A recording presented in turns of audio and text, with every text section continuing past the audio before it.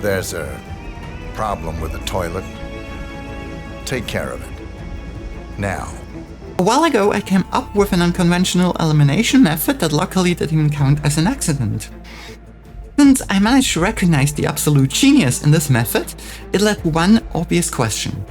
Can I eliminate every single Hitman target with a toilet explosion? This is the answer to one of the possibly most important questions in the history of Hitman. Welcome to the complete World of Assassination toilet explosion run. Season 1. Good luck, 47. At the beginning there was the tutorial. As you can imagine, Diana did not provide any helpful tips on toilet explosion accidents, however, the tutorial was still fairly easy. At first, I found a mechanic that did not seem to be that busy, knocked him out and stole his disguise. Next, I entered the yacht, grabbed some rat poison along the way and disguised myself as one of the crew. I did that mostly to access the areas I wanted to, but in part because I felt like getting a nice white outfit. Then I made my way up to the top floors without any incident, poisoned my target's drink and started attending the bar like a good employee would. After a while, Calvin Ritter finally went for his drink and shortly thereafter made his way to the toilet. Sadly, there were no propane flasks in this level, so I brought along my remote detonated explosive, threw it in his face while he was throwing up, relieving him of the pain, and casually walked all the way back where I came from, even changing back into my original suit. Only when I reached the exfiltration point, I detonated the explosive and left the level. I had to wait quite a while in the debriefing room before I heard my assessment. After all, Diana and her superiors had to discuss quite intensely whether I was enough of a specialist to take on the mission of worldwide toilet mayhem. Luckily for me, they agreed and sent me on my merry way to the field. Sadly, the ICA did not properly prepare me for the final exam. They sent me to an airbase without any explosives on site and did not allow me to smuggle any either. So I made do with what I had, because I'm just like 47, a highly creative person who loves her work. I did what I could, but I was far from successful. So I just joined the military, infiltrated the base, knocked out a few guys that annoyed me, played some chess and shot my target in the face. Some of you might now argue that this already answers the question whether a toilet explosion challenge is doable, but since this was an introductory mission, I only counted it as half a loss. There was still a teensy tiny hope for a worldwide chain of toilet explosions, and I was not willing to give up. So let's flush down our feeling of loss, our stench of failure, and go on our journey, starting with number 1, Paris. So Paris was a pretty straightforward mission to start with. After all, the toilets in this exquisite palace were plentiful and luxurious. I started as a waiter in the basement since the place was pretty near the rat poison that my co-workers were carrying on them and were kind enough to let me borrow after a bit of convincing. Deleting the security footage was a pretty straightforward shot, as straightforward as firing one shot through the open door without anyone looking. After that, I just grabbed my first propane flask on the go and got instantly lost in the basement searching for the drink recipe for the bare knuckle boxer. Since I already was a waiter, I thought it would be rude not to do my job properly, so I made my way up and mixed my target a nice drink spiked with some tasty rat poison. It took my target a while, but eventually he enjoyed his drink and promptly made his way to the toilet with, I would argue, a bit less enjoyment. Meanwhile, I was hiding in the toilet closet and just popped out behind him, knocking him out and setting up your typical toilet accident. After the first of many dramatic toilet explosions to come, I hid in the closet again, patiently waited for the guards to calm down a bit, and then got the second propane flask. Eventually, I made my way up the stairs, where I had to knock out a guard that was wearing my perfect disguise, and, polite as I am, I tried to hide him by dragging him all the way back down to the basement. Unfortunately, the closet back there was already full, so I had to knock out the cook as well and get the 2 guys in a free box. Nobody can call me a lazy assassin, after all I'm going the extra mile for the full Hitman experience. At the bottom of the next set of stairs there was another guard standing around and noticing everything as if he owned the place. I could not accept such arrogance, so I just distracted him and slipped by unnoticed. Thankfully, there was a bathroom on Dahlia Margolis' route throughout the building, so all I had to do was just set up and then start to thin out her security detail. I obviously accidentally attracted the waiter that I had to knock out as well. At some point, I was waiting for Margolis while I was also disturbed by a fashion designer which I immediately knocked out, since I did not agree with his style choice. All of this took me a while, but eventually it led to only Margolis and one other guy being in the room. At that point, something weird happened and my game glitched. Both my target and the guy accompanying her just stood there staring blankly at the wall, and it took me some real patience to separate them and knock them out. After that, it was a done deal though. I dragged Margolis to the bathroom and let her meet her fate by my new signature elimination move. On my way out, I stole the fireworks trigger and enjoyed a celebratory fireworks display while leaving the area undetected as a silent assassin, making my way to the airport and flying to Italy. When it comes to toilets, as well as when it comes to counting, there's number 1 and then there's number 2. Our number 2 was Sapienza, where I started at the golf course, gardening a bit and pretending to be busy. I needed the correct disguise though, so I knocked out a guy repairing a generator. Being the decent person I am, I waited for him to finish his repair work so he wouldn't wake up still having to do his job. After making my way up the house, my kleptomania got the better of me and I stole a bus, but at least I put it to some good use. Knocking out a few of the guards that were in the way did not pose much of a challenge. Most of them cared more about the plumbing and coins on the floor than a possible threat behind them. Francesca de Santos was so busy with her work that she forgot to take a bathroom break, so I helped her out.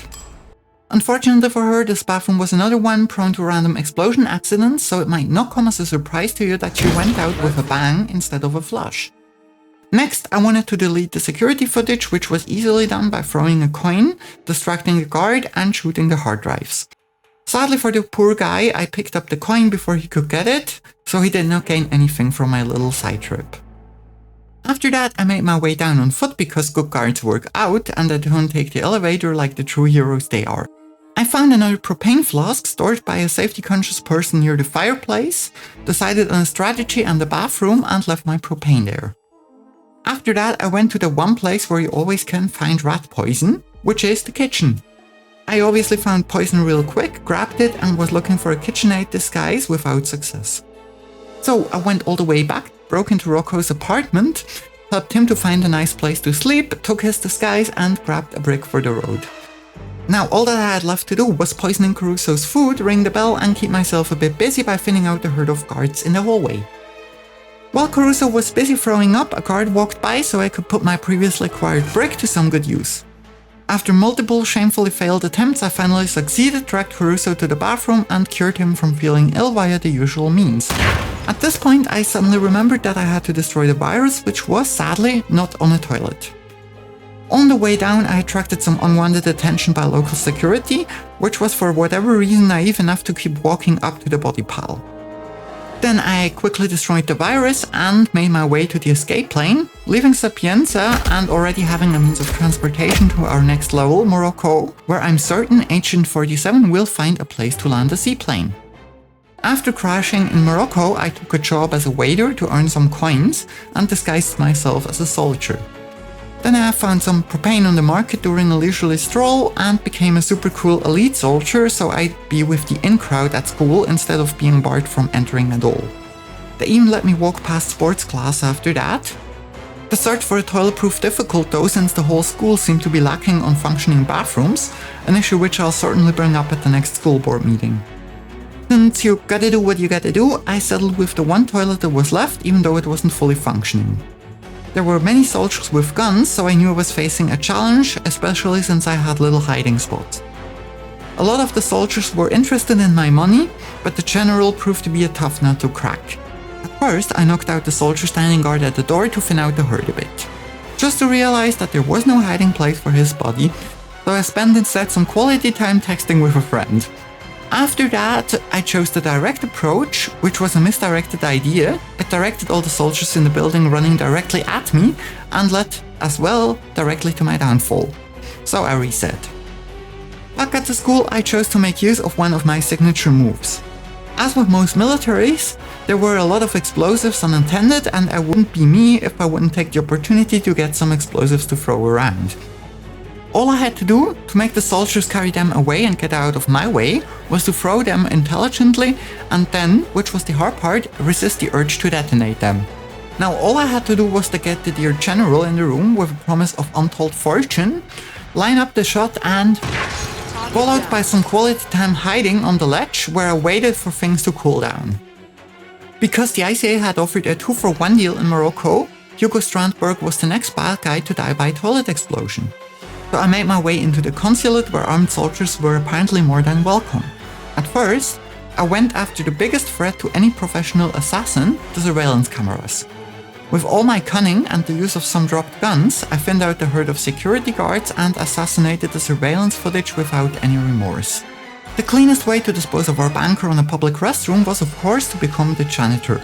So I lured one into a secluded area and promised him to do his job for a while he sleeps off a terrible headache, which was an offer he couldn't resist. After passing a rather lax frisk that didn't even care about an explosive propane flask, I set up my toilet trap and, since for some reason the banker knew the janitor, disguised myself as a guard again. Since Strandberg was busy walking around, I put the free time to good use and cleared an escape path just in case. You can never be too safe, and knocking out some people seemed like a fun thing to do. Also, this allowed me to get my silenced pistol back that I had to leave behind before the frisk. After that, Strandberg came back on his walk, so I grabbed my emetic pen syringe, followed him and poked him slightly in the butt, lower back, near the toilet. All it took after that was to follow him in, wait for him to puke, take out my pistol, and like his buddy earlier today, he went out with a bang. I left Morocco with a few bricks in my jacket pocket and the knowledge that I did a good thing for the world, and especially Marrakesh toilet repair companies. After a quick flight over to Thailand, we ended up in Bangkok. At first, I checked in. After all, why have an expensive hotel room and not take some time to inspect it and assassinate a few bottles from the minibar? After that, and retrieving my smuggled micro taser, which remotely detonates a punctured propane bottle, I made my way back down. My first goal was to disguise myself as a waiter to get some rat poison and then poison the meals that my target tastes while walking by. So I went to the bathroom and overflowed the sink. But sadly, the first guy who came to investigate thought he'd be just as qualified as a waiter to turn off the sink and clean up, even though he was a guest, so I had to knock him out for his arrogance. At the second attempt, I got lucky and was blessed with the presence of a waiter who was kind enough to lend me his disguise. After acquiring propane outside and some rat poison in the basement, I went back up, put it in a few select meals, and set up the propane flask in the bathroom. Knowing that my target was of the trusting kind, I was not worried that he'd be scared by the hissing sound of a punctured propane flask. Now all I had to do was wait for him to consume some of the delicious rat poison and make his way to the bathroom. However, I lost my patience a bit and chose to knock out a guard, so I already had the disguise ready for my next venture. While some people might call that impatience, I call it optimized workflow. And we at the ICA are a company that prides ourselves at optimizing all our processes. After a short amount of time, my target, Mr. Ken Morgan, came up to the buffet and he actually tasted the delicious emetic rat poison, with the result that he had to make a quick trip to the toilet. It was a one-way trip though, since once he was busy throwing up, I pressed the detonator and waited for the fireworks to begin. Now all that was left to do was make a shortened cross across the chart in spectacular fashion. I started by making my way up the hotel, as inconspicuous as only a security guard with a propane flask can be. On the way I took a quick break to erase the security recordings, which was a super duper easy undertaking I definitely never had to repeat. After some exercise for my throwing arm, I could proudly declare success and made my way up to the top floor. To gain access, I had to fulfill the dream of everybody with a midlife crisis and joined a band. Well, okay, as support staff. Now all I had to do was some inconspicuous breaking and entering, followed by placing a propane flask at the toilet and waiting for my target to arrive. Once Cross came by, I just threw a coin next to the bottle and fulfilled my mission with absolute grace. It was only after leaving the hotel that I remembered that I forgot to check out, and I had to text Diana with an apology for the huge bill that the ICA was stuck with now.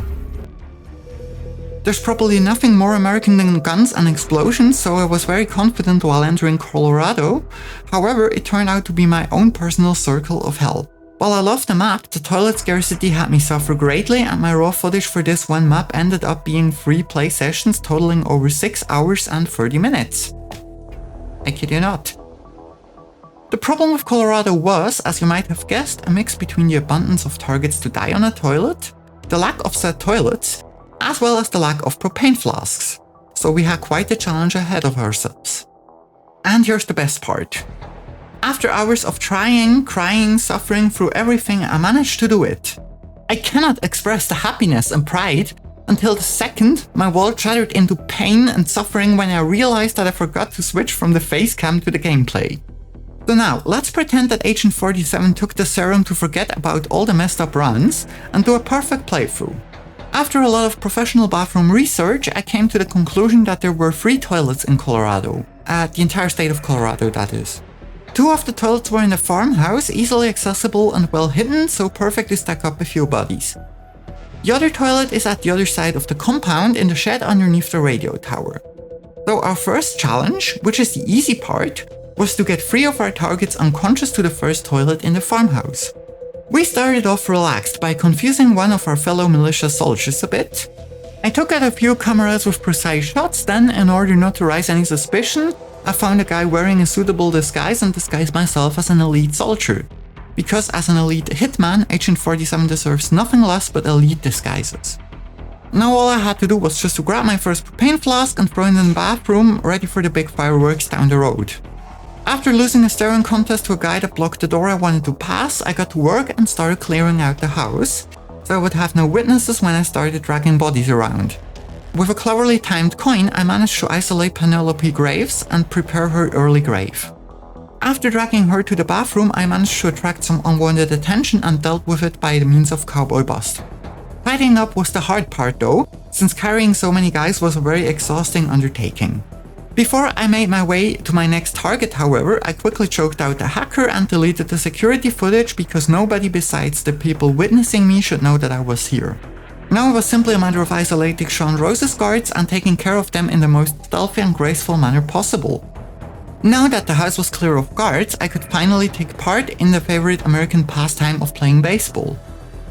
Being the good teammate I am, I obviously helped our friend Rose to the bathroom after a stressful game. Next up was Ezra Burke.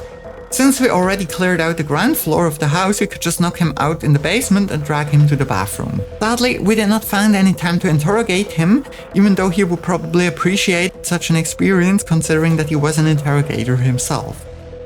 Now all that was left to do was gracefully detonating it, letting the carnage unfold, sadly knowing that I won't be welcome in this house again. Those of you who thought I was joking when I was calling the 3 targets the easy part will now witness the full challenge of eliminating Maya Parvati by toilet explosion. The main problem with Parvati's modus operandi is that she never gets close to a toilet. Whether she's scared of toilets or has the best bladder of anyone in Hitman, we simply cannot know. But no matter what we do, she does not ever visit a bathroom. After a lot of research into her background as a potential bathroom user, I decided that there is only one course of action left and just knocked her out. Now I just had to drag her all the way in a half circle around the map to the nearest toilet, which required a lot of prep work because I had to knock out everybody in the way, leaving a trail of bodies. Since I'm lacking the words to describe the complexity and beauty of this operation, I left a sped up version of it playing in the background for you to marvel at. After being done with my contract in Colorado, I made my way peacefully and slowly to an exit, and was grateful to finally take a trip toward Japan to recover in a hospital from this ordeal. In Hokkaido, I started off in a relaxed mood. After a bit of complaining by Diana, I chose to get up nonetheless and get straight to work. Since I respect my playthrough traditions, I obviously had to start by choking out the guard who was patrolling the hallway right in front of my room and taking his disguise. Now all I had to do was level up to the bodyguard outfit. All it takes is throwing a pair of scissors, dropping a gun, and sneaking up to a guy from behind, which sounds like a really bad recipe for a Halloween surprise. I did not make friends among the hospital workers though, since I stole their propane, but great deeds require sacrifice. Dealing with the security footage was pretty straightforward. I just walked into the room, nobody recognized me, and I was totally stealthy. Since I was a bodyguard and felt bad about not guarding bodies, I just joined Yuki Yamasaki's security details where they accepted me as one of their own, a real heartwarming gesture come to think of it. After that, I just placed my propane flask next to the toilet and lured in one of the guards who I skillfully subdued. While Miss Yamasaki was out doing her runs, I started cleaning out the apartment so there would be no witnesses for me poisoning her water bottle. As it turned out, the first guy I knocked out was not actually her bodyguard, so instead of her, he entered the bathroom and I had to deal with the problem appropriately. This had a negative impact on my situation, so I had to go for the direct approach, and I showed my target how good I am as a bodyguard while guarding her unconscious body. Then I finally did what I came here to do, and while I might have been identified by like a dozen witnesses, I can assure you that Yamasaki's death itself counts as an accident. So this was a real tough nut to crack. After all, how can an unconscious guy on an operating table go to a toilet? And then it dawned on me. He does not have to go to a toilet, because people on the operating table are catheterized and therefore the operating table does count as his toilet. You may call me a cheap shot, but at this point, let's be honest, I was out of options and he had to go out in a bang. Sadly, that was far from my only problem. I just realized at this point that there was no more than one propane bottle in the entire hospital and I was out of explosives. So the only option I had left was to restart the entire playthrough and bring along an explosive. I chose an explosive proximity mine and this time managed to poison Yamasaki's drink, which solved my first challenge easily. Being the good person I am, I already got a fire extinguisher ready for the guards to put out any flames after the explosion. I just placed the proximity mine, waited and watched my favorite Yakuza lawyer setting a new airtime record. After that I went for the propane bottle and carried it to the operating room where I could just toss it near the door without alerting the guards, in order to have it ready for later. It was only at this point that I figured out that only a surgeon has access to the operating room. Because I'm a lazy slob, I chose to skip years of medical training and replace them with choking out a few guys, which sounded like the more reasonable thing to do. I devised a multi-stage plan in order to become a surgeon, but not just any surgeon, no. I was going to be the head surgeon, because no matter what 47 does, he is elite. At first I got rid of the patrolling guard in the hallway, who was noticing around as if he owned the place, which annoyed me greatly. To do that, I subdued the doctor in the toilet, lured the guy to the toilet as well and subdued him as well. And since the hospital looked very clean and sanitary, I did not have a bad feeling about leaving them for a short nap on the floor there. For the next stage of my prep work, I had to get rid of the two guards guarding the OR. I also lured them to the bathroom by making use of dropped coins and tools as well as guns, and eventually they joined their pals on the toilet for a quick break. And since one of the guys turned around in the last second, I even got my workout done for the day. Now all I had to do was to become the pilot who sells pills to the surgeon, so I could lure him to an isolated place and subdue him as well.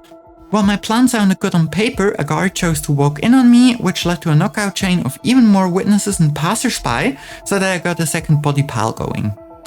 After I finally managed to knock out the head surgeon and get dressed as him, it was pretty straightforward. I just returned to the hospital, walked up to the OR, threw in the propane flask and detonated it by gunshot. Unfortunately, another surgeon walked up on me and noticed me, so I quickly resolved the issue and then casually strolled out to the helicopter, where I made my way out of the level as well as the season. So that concludes our Season 1 playthrough of the Toilet Explosion Challenge, which is the dumbest shit that I have come up with in this game, I guess.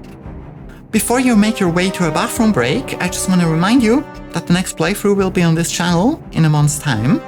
Same bad gameplay, same bad commentary, same bad channel. I would like to thank you for watching and washing your hands, and I wish you a very pleasant day.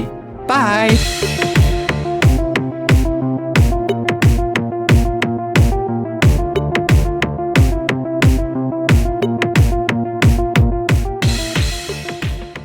I'm the one who deserves a break.